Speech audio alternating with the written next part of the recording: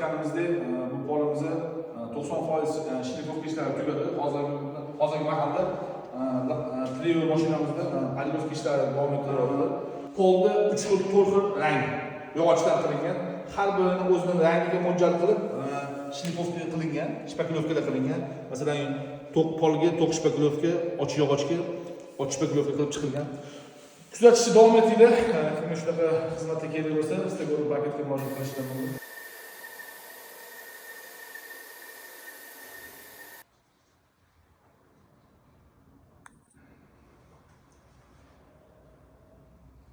Ko'rib turganingizdek, mana bu polimiz tugadi. Buni ichariga joylashgan polimiz. Bu yerga ishlatganlarimiz Lubani oliyasini ishlatdim, birinchi qo'l. Undan keyin ikki qo'l lakidan ishlatdim.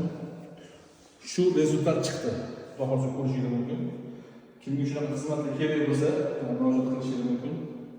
Kuzatishni davom etinglar.